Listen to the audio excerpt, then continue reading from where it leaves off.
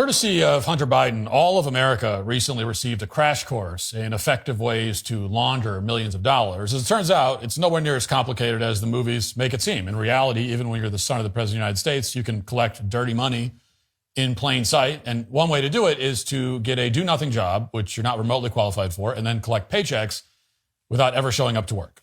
Another tactic is to start a bunch of fake companies and accept massive investments from foreign governments, saving some of the money for your father, of course. Alternatively, if you're feeling especially bold, you could get into finger painting and sell your great works of art for millions of dollars to anonymous buyers. Or if you're Hunter Biden, you could do all of the above. All this to say, if Hunter Biden could get away with flagrant corruption like this, then there's very good reason to be skeptical of other prominent Democrats who are making a suspiciously large amount of money from bizarre, unusual sources. And that's why, even though he's a billionaire and presumably doesn't need any extra cash, it's worth taking a close look at this story about the finances of the anti-American and pro-crime governor of Illinois, J.B. Pritzker, who's being touted as a potential presidential candidate for some reason. This is from the New York Post. Quote, billionaire Illinois Governor J.B. Pritzker and his wife pocketed $10.7 million worth of taxable income last year, including $1.4 million that he won from playing blackjack in Las Vegas, according to tax filings released by his campaign. Pritzker will be donating the money to charity, his campaign added.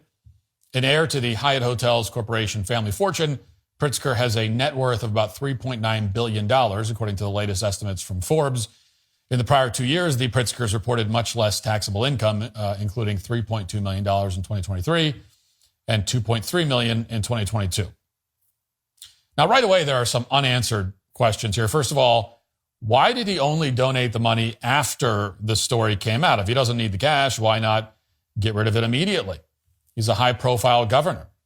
He clearly recognizes the optics issue here, which is why he's donating the money. But why did he wait until people asked him about it? Now, it's true that J.B. Pritzker is a billionaire and that for somebody with that kind of money, $1.4 million isn't a whole lot. But at the same time, $1.4 million is more than 10% of Pritzker's total annual income from 2024, and it's roughly half of his annual income from 22 and 23. He's making around $10 million a year in taxable income, most of which is capital gains from investments that he sold. The overwhelming majority of Pritzker's wealth, in other words, is tied up in hotels and various trusts. So $1 million is certainly money that he could use, at least in the short term, unless he wants to liquidate some assets.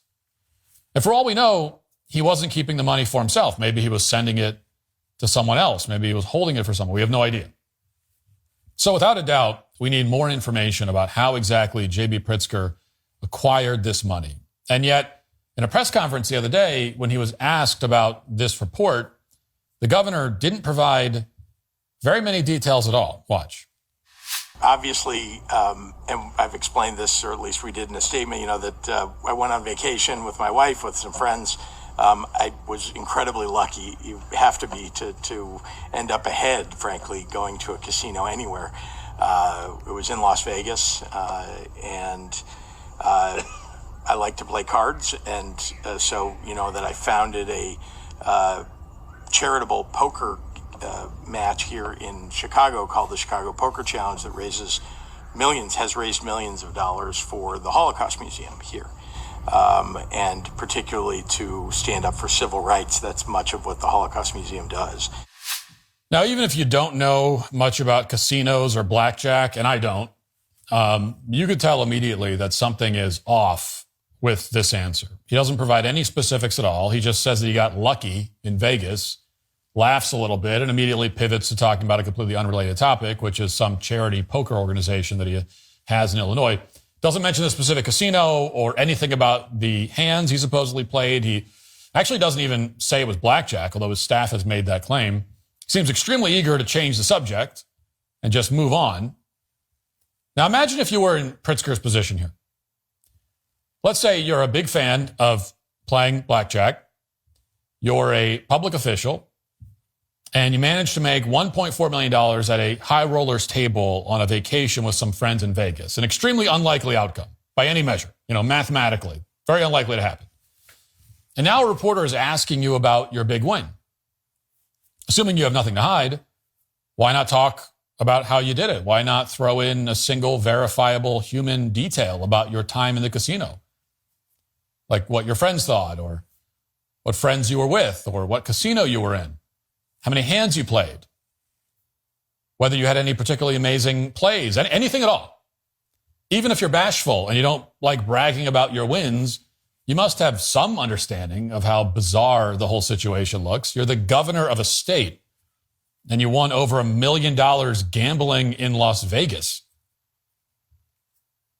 It's like you can't do that as the governor without explaining yourself. You can't have big financial windfalls like that out of the blue without explaining it. And you should, if only to reassure everyone that this wasn't bribe money, because that's obviously going to be the very logical suspicion. And, you'd probably say something about what happened so as to alleviate that concern. But J.B. Pritzker wasn't forthcoming at all. And for that reason alone, there needs to be an immediate federal investigation.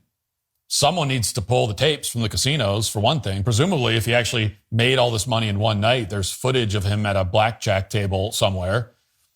I looked online because, again, I don't know a lot about blackjack and gambling. I've been to a casino like one time in my life.